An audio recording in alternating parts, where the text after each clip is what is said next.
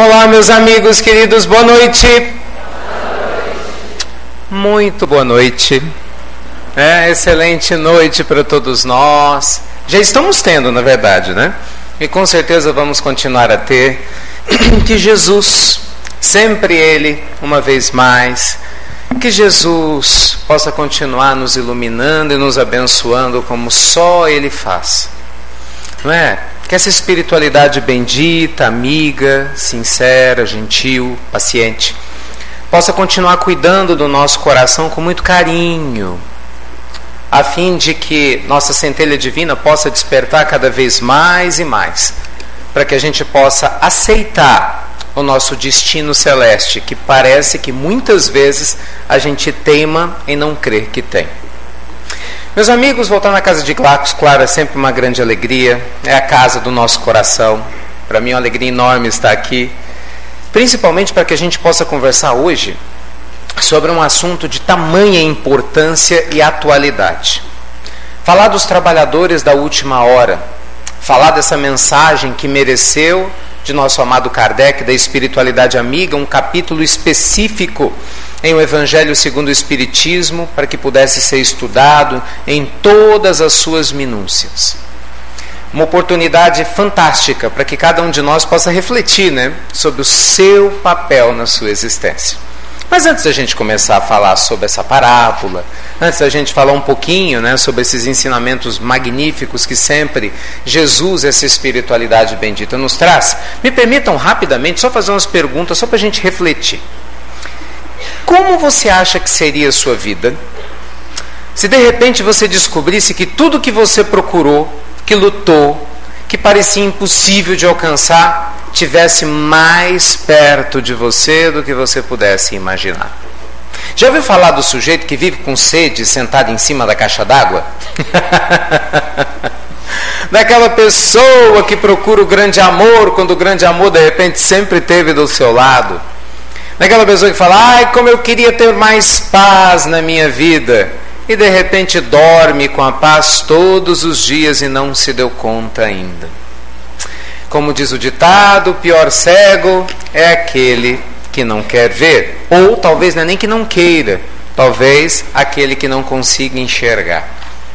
Como seria a sua vida se de repente toda a nossa armadura se diluísse?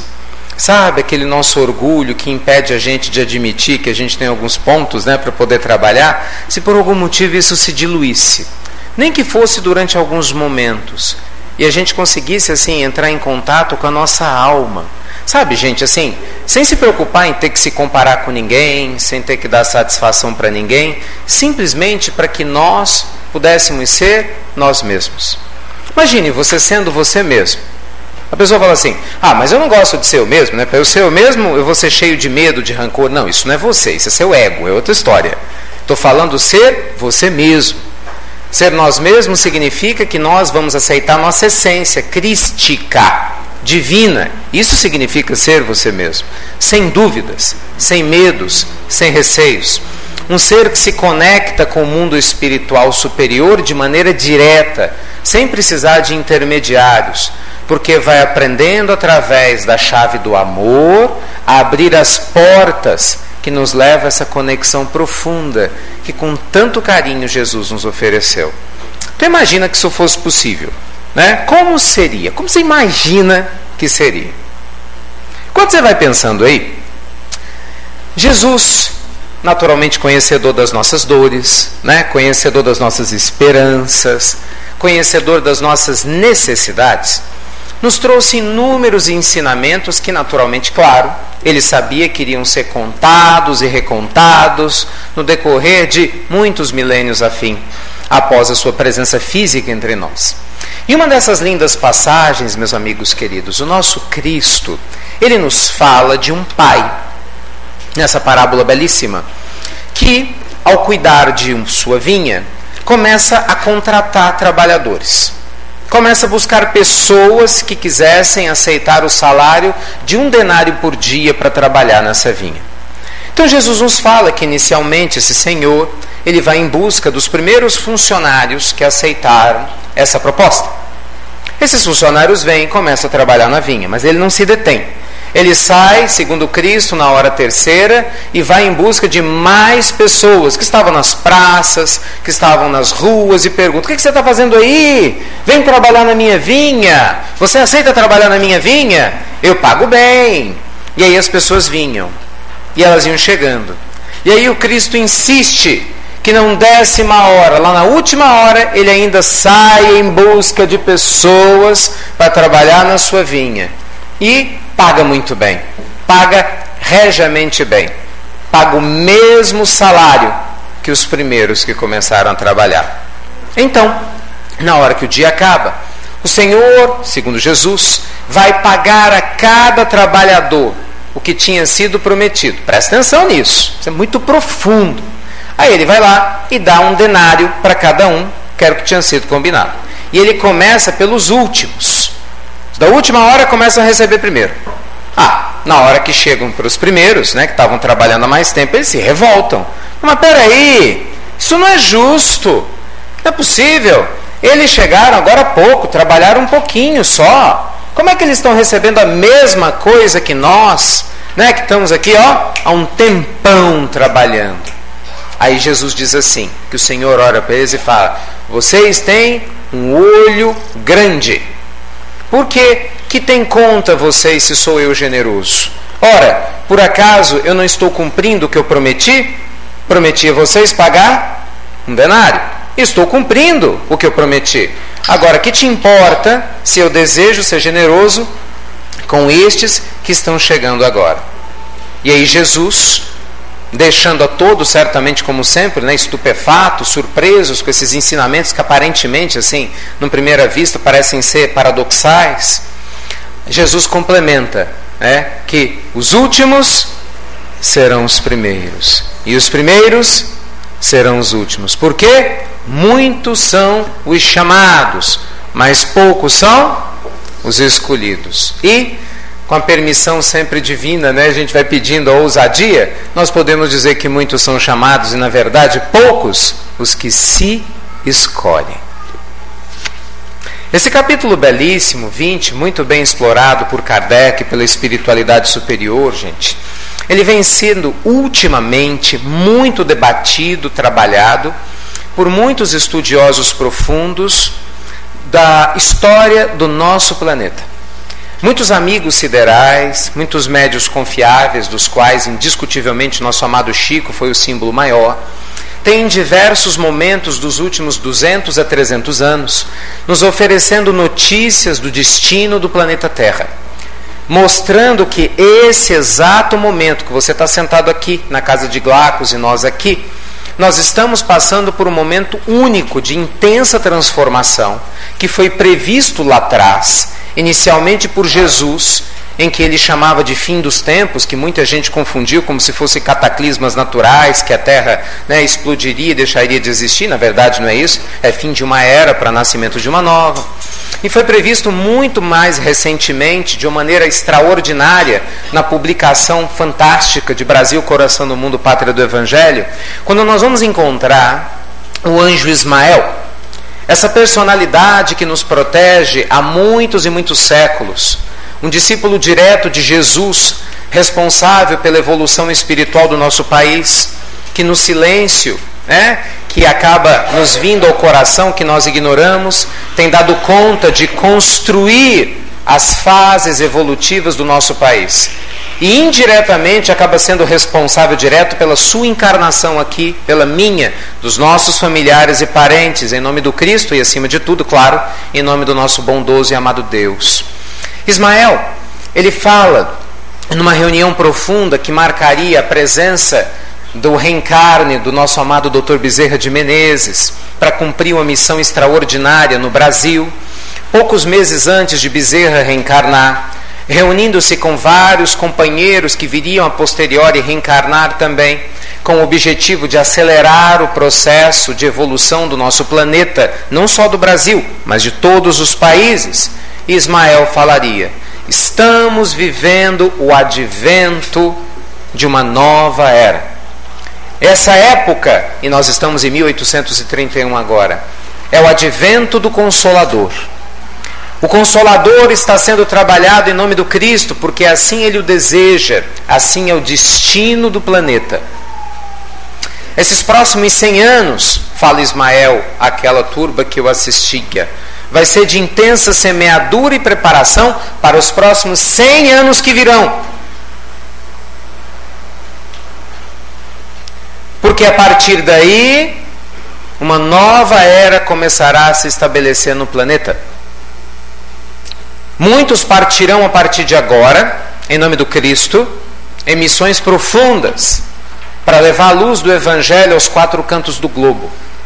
Só que até lá, muitas atrocidades, violência, cataclismas ocorrerão, para que a era ocidental se transforme. Está lá, ipsis verbis. De maneira que haja um novo espaço para que nós possamos aprender, para que nós possamos absorver as palavras do Cristo e do Evangelho. E esses sentidos, naturalmente profundos, que Ismael nos traz, vai, meus amigos queridos, olha que interessante, para quem gosta de números, né? Matemática, muito interessante isso. Entrar em comunhão perfeita com profecias antigas que vão se concretizando. Olha como isso é curioso, né? Muito curioso. Nós vamos encontrar na Torá judaica, em muitas tradições, a importância do período de descanso. O sábado, o sabá, o shabá, né, para muitos de nós, talvez não tão familiar para nós, mas com certeza para muitos companheiros judeus, sempre foi considerado um momento de conexão com Deus. Os nossos irmãos orientais, em especial os iogues, que fazem parte de uma ligação direta com a raça dos hindus que vieram de Capela, sempre nos mostraram a importância da conexão com a natureza para que pudéssemos elevar a nossa consciência até o mais elevado grau de espiritualidade. Na sequência, o Buda, segundo o próprio Emmanuel, enviado de Jesus para preparar o terreno para que ele viesse e pudesse semear naturalmente o seu evangelho ali no Oriente, ensinava a mesma questão. Não adianta vivermos na matéria e ignorarmos o espírito. E numa linguagem característica ao Oriente, nos ensinava e ainda nos ensina o processo de introspecção para que nós possamos ascender até Deus. Fato é que na nossa doutrina ocidental, que nós estamos acostumados a trabalhar, não é? A buscar, nos esforçar para conseguir um monte de coisas, se a gente não der um jeitinho de parar, a gente não para. Então essa ideia de falar, você tem pelo menos um dia na semana, isso ajudou muito a humanidade. É o Shabá, é o sábado. Então numa semana nós teríamos pelo menos um dia, que é o dia de descanso e de deleite com Deus, de deleite com o Senhor. Pois bem, Pedro nos traz em sua segunda epístola uma alegoria que para muitos matemáticos do espírito não tem nada de alegórico, e segundo Chico Xavier realmente não tinha. Pedro, em um determinado momento, nos fala que na concepção temporal passageira da Terra, um dia para o Senhor equivale a 1000 anos terrestres. O que significaria dizer que uma semana divina equivaleria a 7.000 anos. O que equivaleria dizer que um dia no meio, né, dessa hora profunda seria extremamente importante para nós. Veja vocês que coisa curiosa. Às vezes dá um nó na cabeça, mas se você pegar 1000, né, e for dividir por 24 horas, nós vamos descobrir que uma hora cósmica equivale a alguma coisa em torno de 41,6 anos, o que seria arredondando a 42 anos. Fala, Ricardo, que loucura é essa? O que isso tem a ver com o assunto de hoje? Aguenta aí que você vai entender. Aí, nós vamos encontrar nosso amado Chico, quando questionado, não só no Pinga Fogo, mas em inúmeras conversas privadas com companheiros muito próximos que o acompanharam, quando ele dizia que Emmanuel sustentava que a nossa era de regeneração no planeta Terra não começaria no ano 2000, como muita gente criou isso na sua cabeça, mas em 2057, ou algo em torno disso, e exatamente em harmonia e em sintonia com a fala de Ismael. Raciocinemos. Se você fizer uma conta simples de trás para frente, e imaginar que nós estamos num processo evolutivo em que uma semana cósmica se fecha, nós estamos num momento extraordinário da humanidade. Mas Ricardo, como é que a gente sabe que essa semana cósmica está se fechando? Muito simples. Allan Kardec questiona o espírito de verdade na pergunta 50 de O Livro dos Espíritos, sobre a origem do mundo, e pergunta sobre Adão. Se teria sido Adão o primeiro ser a habitar a Terra? E a colocação muito natural e óbvia é que não. E a colocação é muito simples. Mas Kardec não se dá por contente e ainda insiste. Então, quando teria sido o período que essa existência teria ocorrido? E a colocação vem na sequência, que é apontada inclusive na própria Bíblia. Como vocês o creem, algo em torno de 4.000 anos antes de Cristo.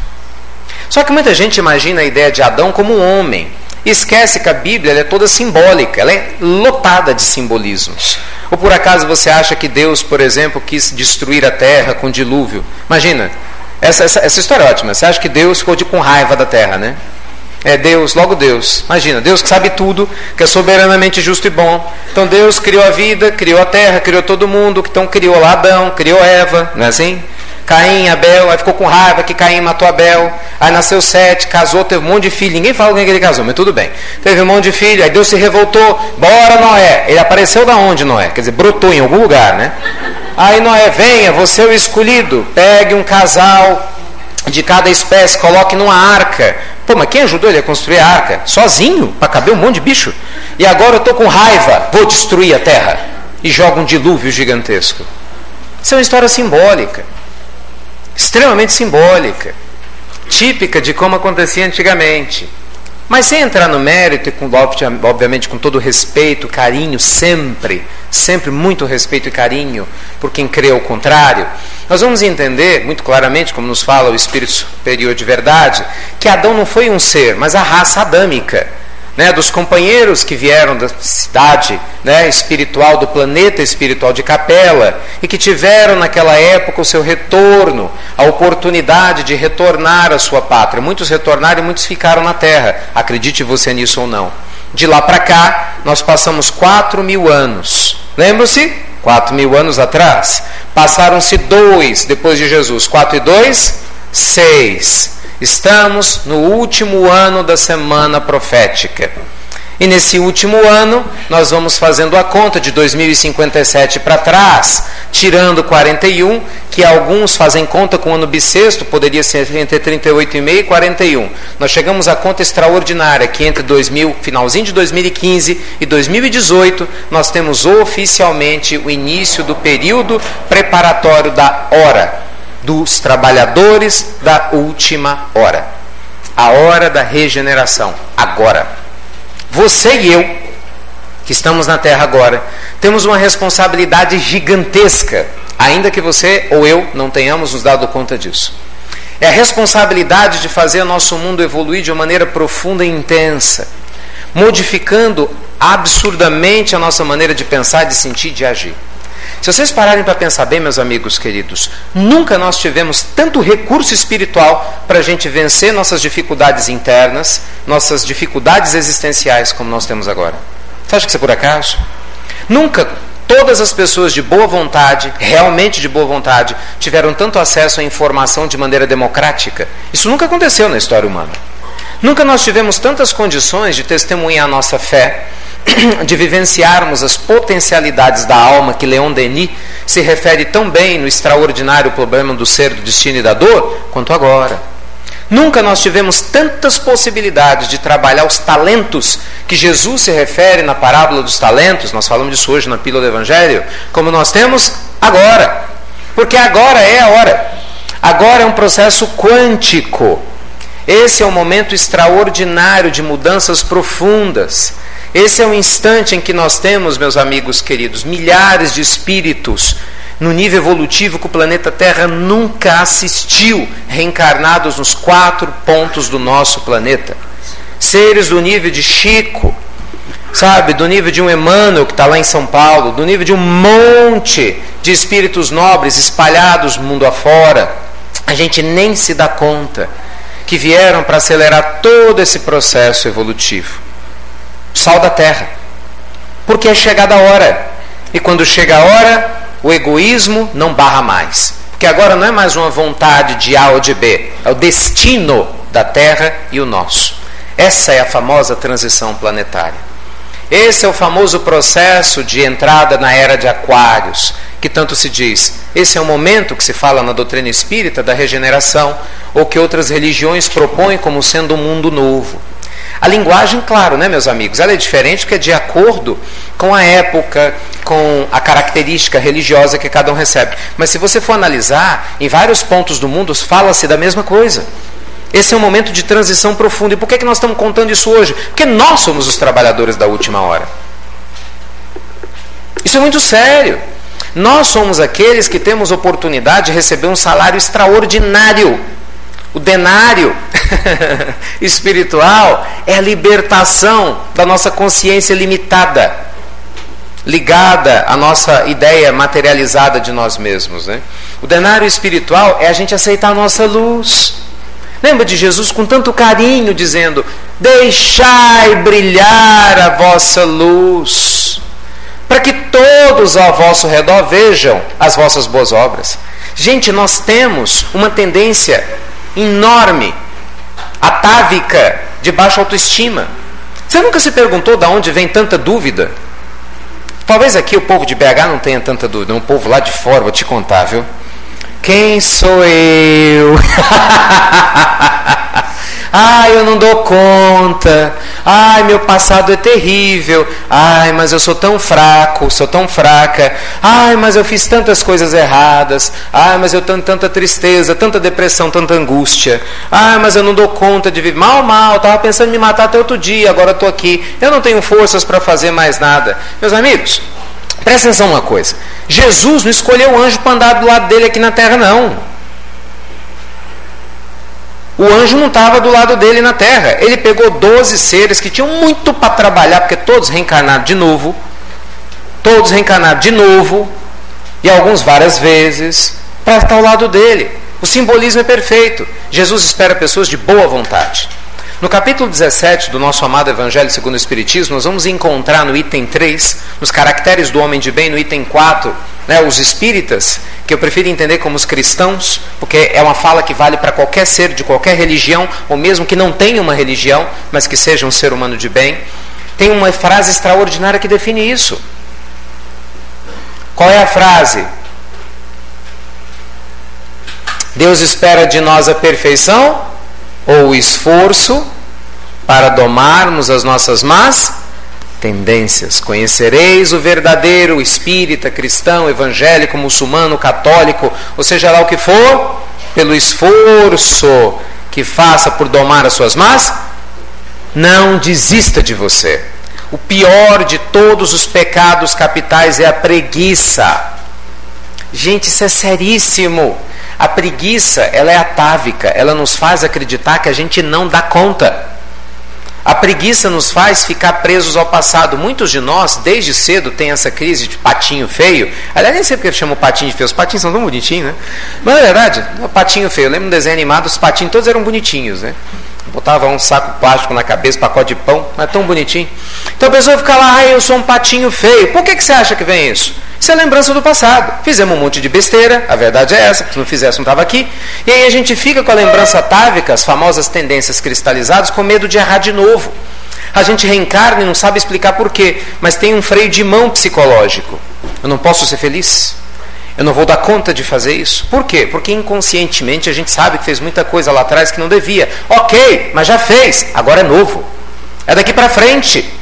O trabalhador da última hora, ele tem a chance de recomeçar de novo. Olha a famosa frase magnífica que as mãos de Chico nos trouxe: embora não possamos voltar atrás para termos um novo início, sempre é possível começarmos de novo para termos um novo. Então comece! Essa é a mensagem, meus amigos queridos, do Evangelho para nós. Dona Ivone Pereira, uma das médiuns mais extraordinárias e das velhinhas e vovós mais doces que o nosso país teve na história recente, até outro dia tinha sido uma suicida, que abandonou sua vida familiar, reencarnou e não pôde ter família nessa existência, mas tinha uma mediunidade fabulosa, incrível, viveu de favor a vida toda. Mas foi uma mulher doce, meiga, generosa. Aqueles que tiveram o privilégio de conviver com ela retratavam a personalidade dúlcida dessa senhora. Uma mediunidade incrível. Talvez, na história recente, quem mais tem ajudado os nossos irmãos suicidas de maneira direta, porque eles apareciam para ela na madrugada. Afinidade. Ela não dormia. E ela estava lá para auxiliar, para amar, para servir, para orientar. Memórias de um Suicida, para quem não está identificando quem é a Dona Ivone, veio através dela, esse livro extraordinário. Nós vamos encontrar grandes gigantes da alma, que até outro dia faziam coisas feias. Nosso Emmanuel era um senador arrogante. Olha que interessante. O próprio Dr. Bezerra era um sujeito que coletava impostos e era egoísta, baixinho. Lembra quando Jesus chama lá Zaqueu, desce daí que eu vou para a tua casa? Nunca mais ele abandonou Jesus. Nada acontece por acaso, meus amigos. Não desista de você. Entende isso? Às vezes a gente sai da nossa casa e fala, hoje eu vou na casa de Glaucus. Mesmo que não é espírita, ou então hoje eu vou na igreja Nossa Senhora, sei lá das quantas, né? Ou então hoje eu vou lá conversar com o meu pastor. Hoje eu vou lá conversar com Buda. Hoje eu vou lá orar para lá direitinho. Mas se a gente faz isso só como uma manifestação externa de fé, mas não introspecta na alma, não adianta nada. O que é que Jesus chamou as pessoas que fazem isso? Túmulos caiados. Bonitos por fora, mas podres por dentro. Reza, ora, conhece o Evangelho, a Bíblia de ponta a ponta, o Alcorão de ponta a ponta, o Livro dos Mortos de ponta a ponta, não é? Qualquer livro de ponta a ponta, mas é incapaz de perdoar alguém que lhe faz mal, por exemplo. Belém, Belém, nunca mais estou de bem. Fala que não é. É sim. Às vezes religioso, mesmo na casa religiosa, casa espírita, casa evangélica, católica, tudo igual. O sujeito chega e fala, não vou mais nesse lugar. Por que você não vai? Porque fulano de tal não me trata bem. Meu Deus, mas peraí, mas você está aqui para trabalhar para o seu ego, para o fulano ou para Jesus? Não vou mais na casa do Beltrano, porque Beltrano é uma pessoa mal educada. Sim, mas você gosta demais da outra pessoa que está lá, vá por ela. Você sabe que num lar em que uma só alma se ilumina, esse lar é protegido por causa dessa alma. Na reencarnação de Segismundo, uma das passagens clássicas para a gente entender a reencarnação, André Luiz nos conta que o lar, o berço nupcial, a cama, no momento da alcova do casal, quando Segismundo ia ali se ligar aos seus pais, foi protegido de obsessores que sugavam as energias sexuais do marido, que infelizmente vibrava nessa sintonia, né, porque tinha as tendências depravadas por causa da santificação da esposa, que era digna, orava. E não por causa dele, por causa dela, o lar era amparado e protegido. Olha a importância de um só ser, meus amigos queridos, não desistir de si, da própria família. Mônica, que virou santa, é santa não porque fez milagres. Para a igreja, o milagre de Santa Mônica foi nunca ter desistido de Santo Agostinho, que era da pá virada. Mas é verdade, nós já contamos essa história aqui. Santo Agostinho era safado, sem vergonha, malandro e qualquer outra coisa que você quiser. É mesmo. Saia com um bocado de mulher, bebia, tinha filho por fora. Olha, pensa no malandro. E como ele era muito inteligente, muito capacitado, tinha argumento para tudo, ainda era orgulhoso. Imagina o sufoco de uma mãe, 27 anos tentando, trabalhando, haja paciência. Até dormir fora de casa, ela deixou ele dormir fora de casa. E isso não tinha apoio do marido não, porque o marido era machista, era ateu, ela era cristã. Isso nós estamos falando, de outro dia, nós estamos falando do ano 300 da era cristã. Imagina o preconceito contra a mulher. E ela firme, porque quem ama não desiste do ser amado. A gente capenga, tem uma raiva danada, respira fundo, aí volta. Às vezes não precisa ficar tão perto, mas volta. Um amigo espiritual muito querido, ele tem uma fala muito interessante, eu gosto sempre de lembrar disso. Muitos anos atrás, ele dizia o seguinte: meu filho, amar é como aprender a entender a distância do Sol à Terra. Eu, como assim, doutor? Aí ele falava, presta atenção. Se o Sol estivesse um pouco mais próximo do planeta Terra, aqui nós não teríamos vida, porque a temperatura seria tão alta para os padrões da Terra que tudo morreria. Isso é verdade. Mas se ele estivesse um pouquinho mais longe, também não teríamos vida, porque nós teríamos um frio intenso e, consequentemente, aqui também não teríamos vida. Então, aprender a amar é como aprender a ter a distância do Sol à Terra. Aí eu, na minha santa ignorância, mas como assim? falava assim, você tem que testar o tempo todo esse equilíbrio, ele é dinâmico. Se você estiver perto demais, vai dar problema. Mas se você ficar longe demais, também vai dar problema. Observa. Às vezes você fica perto demais de uma pessoa, você sufoca ela. Não é? Quantos pais sufocam os filhos correm desesperados, até para braço de traficante, braço de outras pessoas, porque querem fugir dos pais. E o pai, onde foi que eu errei? Muitos pais têm até boa intenção, mas boa intenção não resolve nada. Às vezes o marido sufoca a esposa com o ciúme dele, ou vice-versa, a esposa sufoca o marido, os dois se gostam muito, mas sufoca. Um professor que não dá espaço para o aluno aprender, dá todas as respostas para ele, não vai aprender nunca. Os nossos amigos espirituais dão distância para nós. Ele fala, quer fazer besteira? Faz. Pode fazer. Na hora que doer bastante, bater a cabeça e enjoar, me chama que eu estou aqui. Mas é assim mesmo. Deixa eu contar um negócio para vocês. Quando o Dr. Bezerra desencarnou, ele conta para nós que a primeira experiência de assistência espiritual que ele teve foi coordenada por Vicente de Paulo. Olha só que dupla, hein? Ai, ai. Vicente de Paulo ajuda, o Dr. Bezerra a começar no mundo da assistência espiritual. E ele narra essa história em Dramas da Obsessão. Ele vai ajudar uma família que estava há 500 anos brigando com outra, desde a época da Inquisição, se matando mutuamente. E aí ele vai encontrar essa família desequilibrada na terra.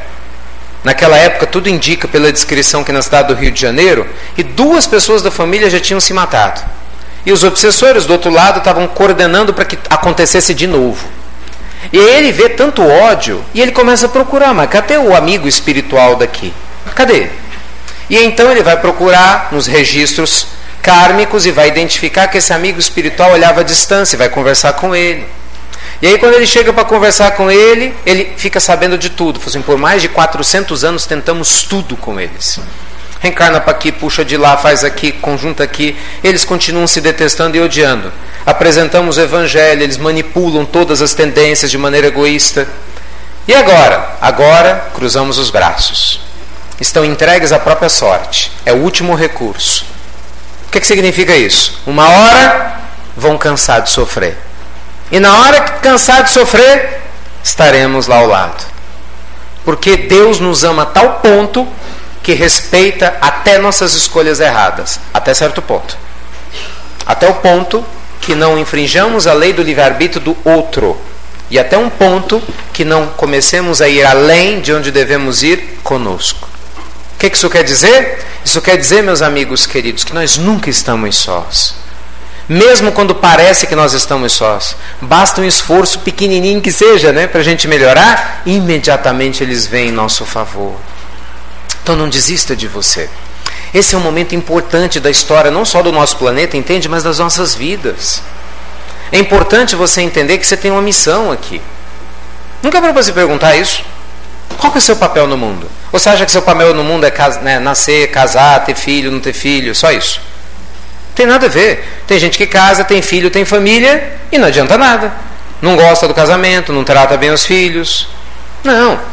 Isso é um subterfúgio evolutivo para a essência. A essência é nossa evolução interna. Nós estamos aqui para aprendermos a amar mais. Desperte a sua luz divina em você. O mundo precisa que você seja feliz. Ser feliz é uma atitude de generosidade, não é egoísmo. Egoísmo só existe quando você só quer ser feliz para você. Mas nessa época, nós nunca tivemos tantas pessoas que se preocupam em ser felizes para ajudarem outras a serem mais felizes.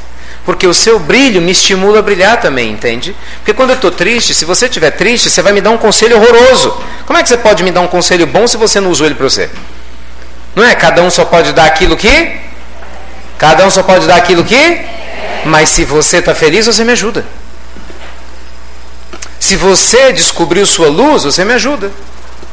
Então não duvide de você. Você sabe qual que é a grande dificuldade que os amigos espirituais sempre nos contam? É mais ou menos o que acontece. Por exemplo, eu estou aqui, a gente fica olhando, Aí tem uns olhares piongos da plateia. Já viu olhar piongo? Um monte. O olhar piongo é o olhar do sujeito que busca milagre. Mas é verdade, não é fazer o quê? Eu também estou Olhapion. O sujeito procura milagre. Ele está lá com as pendengas dele, problema financeiro, brigou com o marido, com a esposa, o pai desencarnou o filho, a mãe, se sente injustiçado, se sente solitário, ou então está com muita dor no corpo, não sabe o que faz, não aguenta mais, né? Ou não tem para onde ir quando sai daqui, tem Olhapiongo. É aquele olhar de, né, cachorro sem dono, não é assim? A gente fala, meu Deus, e agora? Aí a gente entra não como filho de Deus, a gente entra como um pedinte espiritual, como miserável. Você tem certeza que é essa postura que Deus espera de você, de mim? Tem certeza que foi essa postura que Jesus nos orientou? Meu Deus, Jesus foi claríssimo. Vós sois deuses. Ele não falou, vós sois mendigos, pedintes, miseráveis do Espírito. Não, vós sois deuses. Um dia fareis aquilo que eu faço e muito mais. Só que Jesus sabia que a gente dormia. Por isso ele falava, deixa brilhar a vossa luz. Gente, presta atenção quantas vezes o Cristo tentou nos despertar.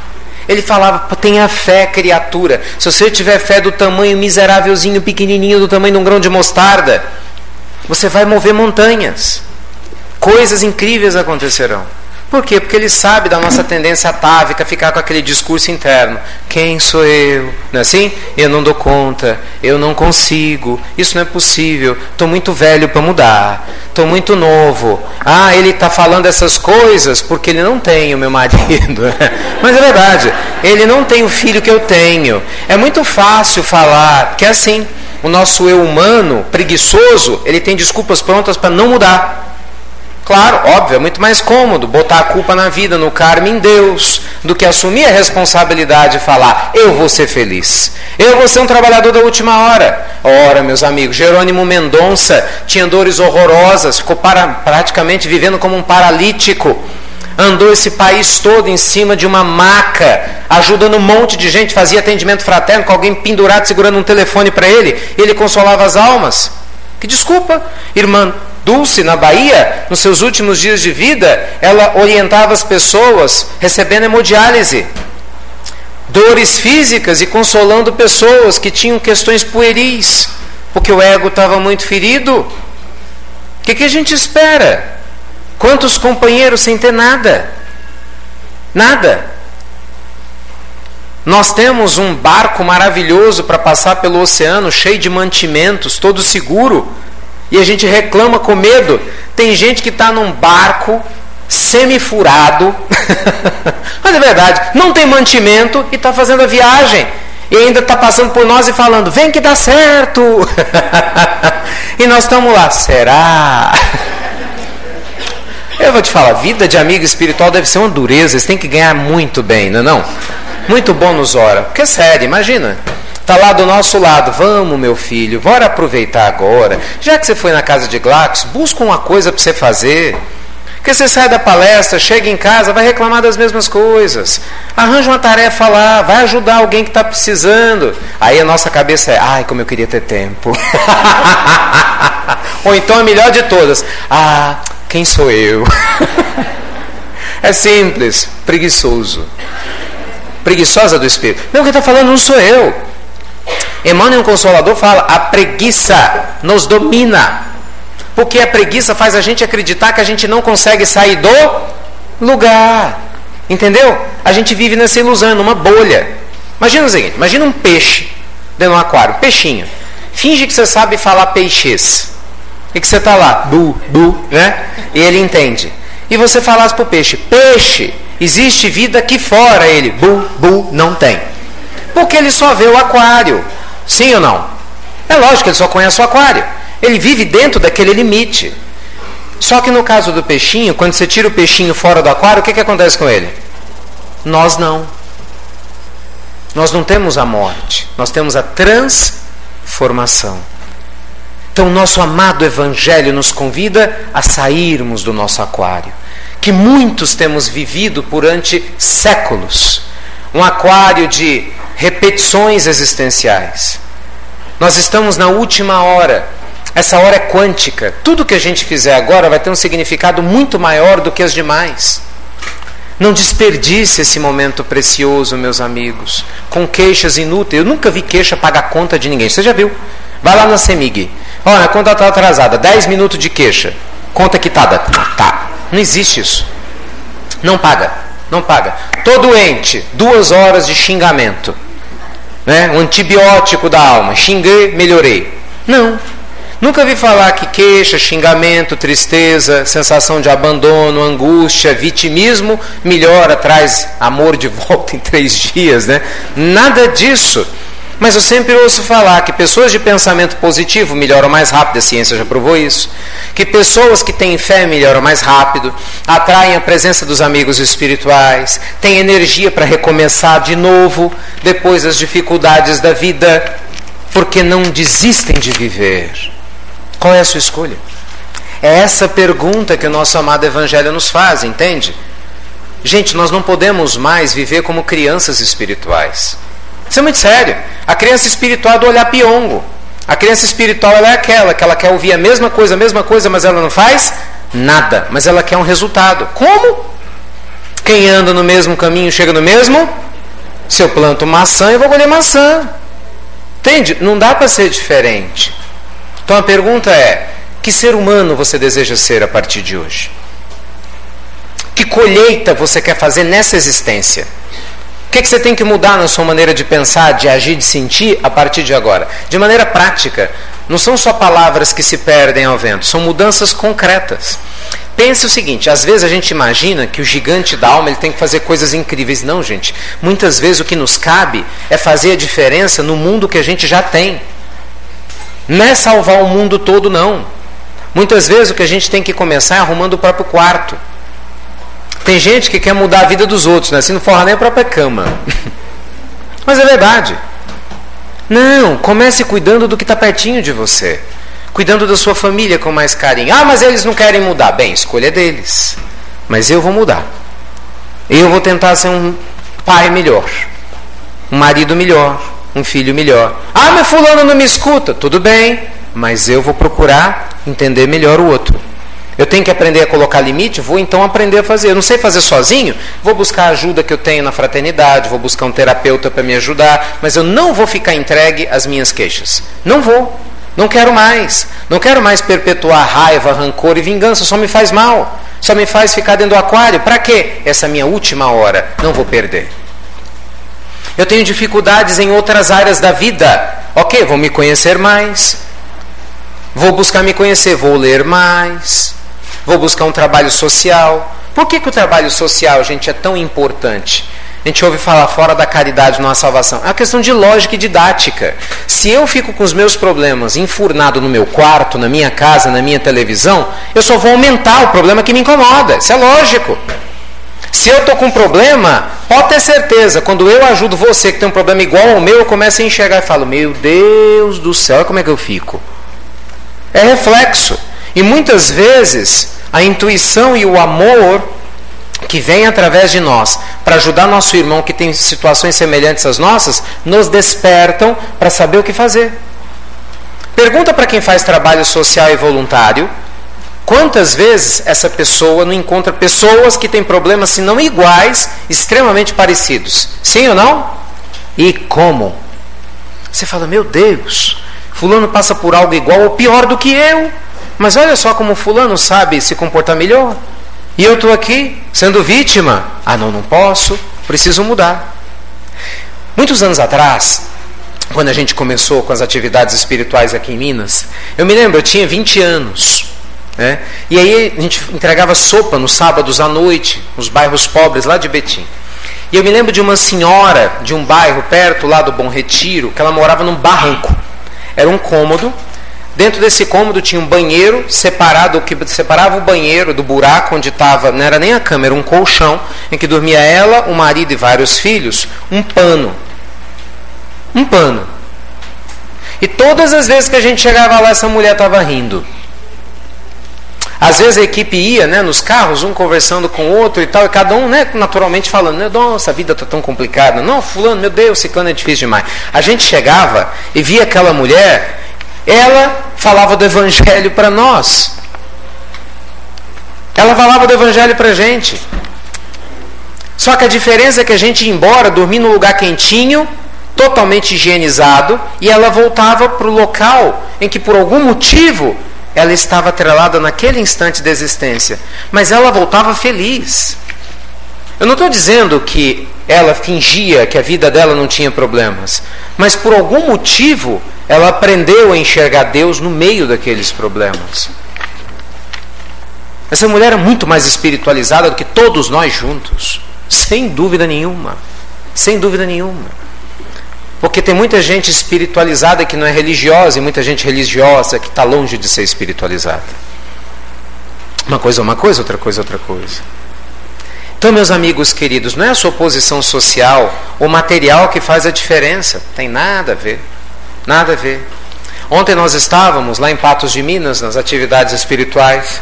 Todo mundo ficou impressionado com a história de uma moça. Nossa, até agora eu estou lembrando da história da menina. A história de uma moça. Ela fisicamente está toda desestruturada. Sofreu vários acidentes. O crânio todo amassado. Foi reconstruído. Passou por várias cirurgias. Tem problema gravíssimo na visão, um problema raríssimo. Nunca tinha ouvido falar no nome da doença dela. Pensa numa menina generosa e numa energia boa. Pensa. Aí tinha terminado o processo, o amigo espiritual comentou, tá vendo? Essa reencarnou não por karma. Lembra o sujeito do evangelho, quando Jesus pergunta, eles perguntam para o Cristo, né? Quem foi que pecou para que esse homem nascesse cego? Se lembram? Ele nem, né? Foi ele ou seus pais, nenhum nem outro, mas ele assim nasceu pela vontade de Deus. Os amigos espirituais falam que existem muitos seres reencarnados na Terra que aceitam vir para dar exemplo para a coletividade que os rodeia. É o caso da menina. Ela não se queixa. O cabelinho dela está para cá, e aqui está tudo costurado, e aqui amassado, e ela não enxerga. E ela ajuda grupos de WhatsApp de pessoas dependentes que têm problema igual a ela. E ela lá falando, gente, eu não entendo, a gente tenta levar a moral das pessoas, mas elas não querem. Eu vou reclamar de quê? Está entendendo? Não aumente a sua dor. Coloque amor e gratidão nela. Ela diminui. O Evangelho nos ensina a colocar cada coisa no seu devido lugar. Tem pessoas que pegam problemas pequenos e transformam eles em problemas grandes. Já tem almas grandes que pegam problemas que poderiam ser grandes e fazem com que eles fiquem pequenos. É isso que a fé em Deus nos traz, que o bom humor nos traz, que a alegria nos traz. Não se perca por tão pouco, mais uma vez. É o que o Evangelho nos fala. Não se perca pelo desespero quando você tem a fé que pode te ajudar. Não se perca na ilusão de que você está só quando Deus e um monte de testemunhas silenciosas te abraça com tanto amor e carinho.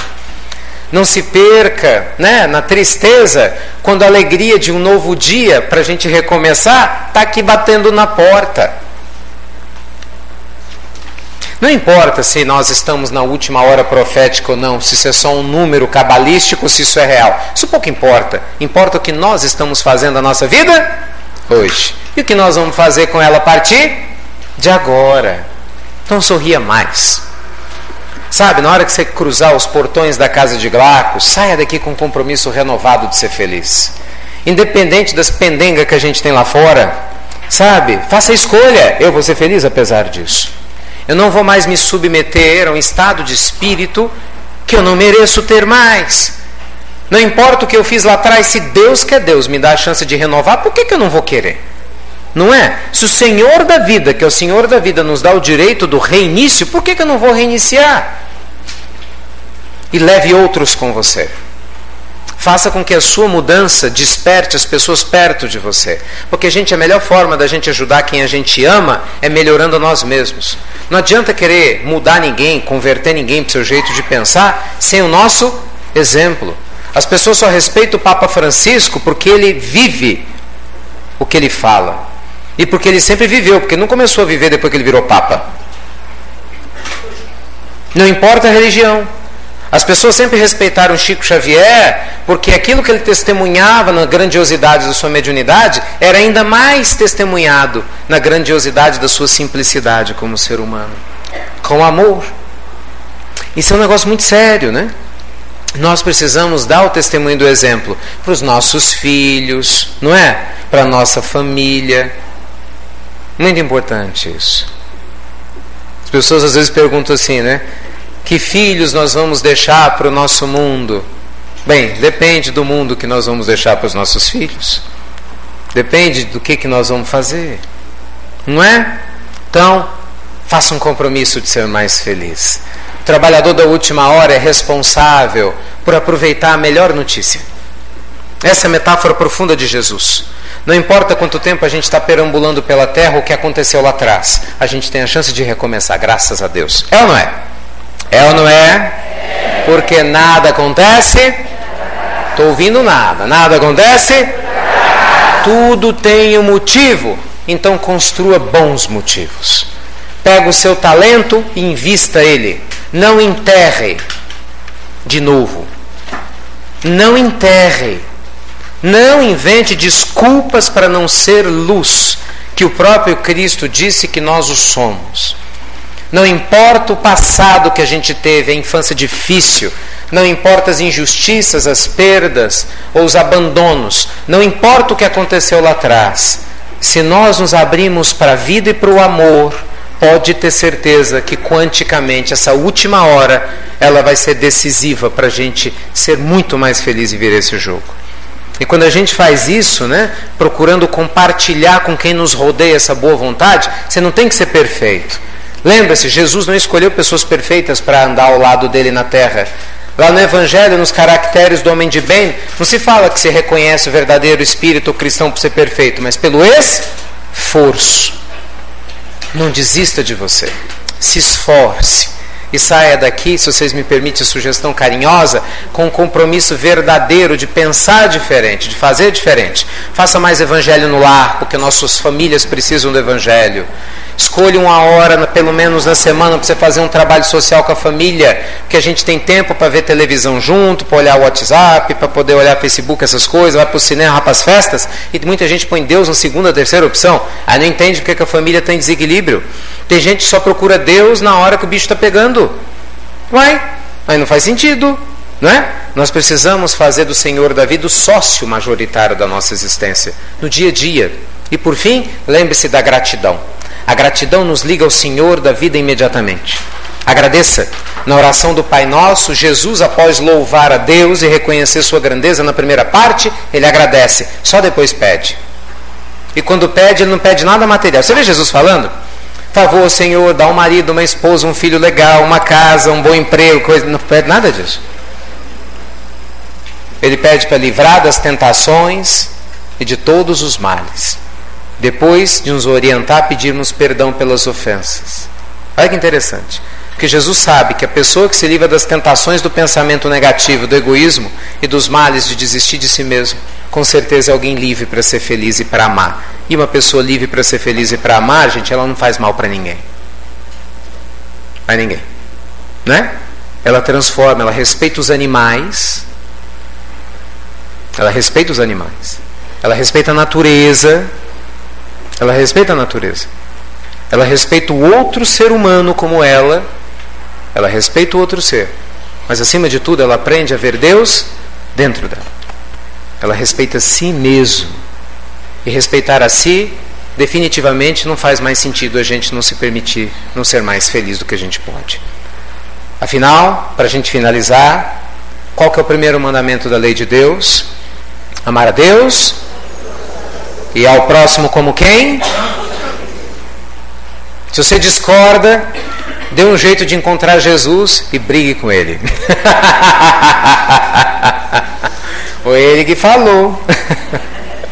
Oh, meus queridos amigos, que Jesus, na sua infinita bondade, essa grande ponte, né, entre Deus e nós, que essa espiritualidade amiga abençoe você, abençoe sua família, as pessoas que você ama tanto, os animaizinhos que tornam sua vida mais feliz.